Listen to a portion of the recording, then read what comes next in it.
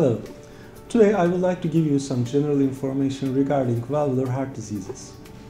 Heart valve disease occurs when our heart valves do not work the way they should. Normally, heart valves lie at the exit of each of our 4 heart chambers and maintain one-way blood flow through our heart. These 4 heart valves make sure that blood always follows a free flow in a forward direction and that there is no backward leakage. There are several types of valve disease. The first is valvular stenosis, which occurs when a valve opening is smaller than its normal size due to stiff or fused leaflets. The narrowed opening may make the heart work very hard to pump blood through it. This can lead to heart failure and shortness of breath and edema. All 4 valves can be stenotic, and these conditions are called tricuspid, pulmonic, mitral or aortic stenosis. The second type of disease may be valvular insufficiency, also called regurgitation. Incompetent or leaky valve occurs when a valve does not close tightly. If the valves do not seal, some blood will leak backwards across the valve. As the leak worsens, the heart has to work harder to make up for the leaky valve, and less blood may flow to the rest of the body. Depending on which valve is affected, the conditions are called tricuspid, pulmonic, mitral or aortic regurgitation. Valve disease can develop before birth or can be acquired sometime during one's lifetime. Sometimes the cause of valve disease is unknown. Bicuspid aortic valve disease is a congenital valve disease that affects the aortic valve.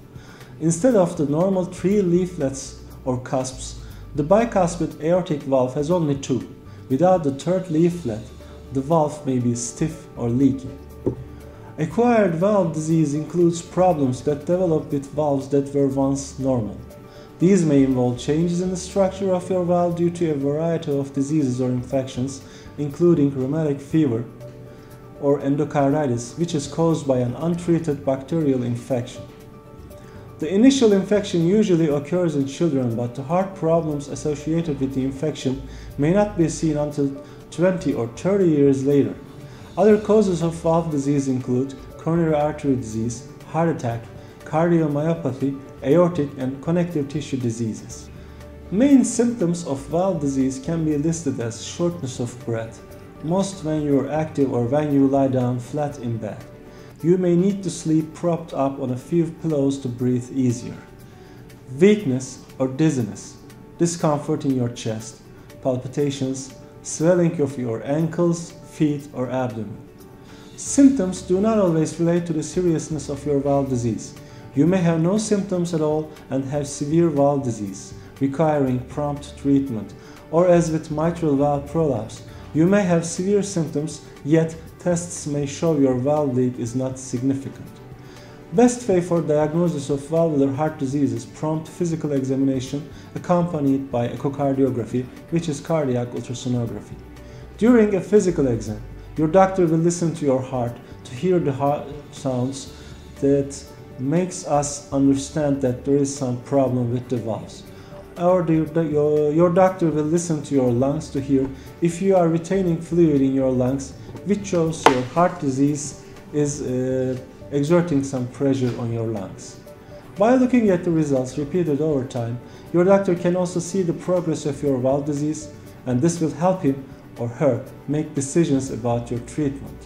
Protection is avoiding new infections which will worsen an already existing valvular heart disease. During treatment, you may be prescribed medications to treat your symptoms and to lessen the chance of further valve damage. Some medications may be stopped after you have had valve surgery to correct your problem. Others may continue for a lifetime. Medications may include diuretics, antiarrhythmics, vasodilators, and blood thinners. It's best that you follow your doctor's order when taking medications. We all better know the names of our medications, what they are for, and how often to take them.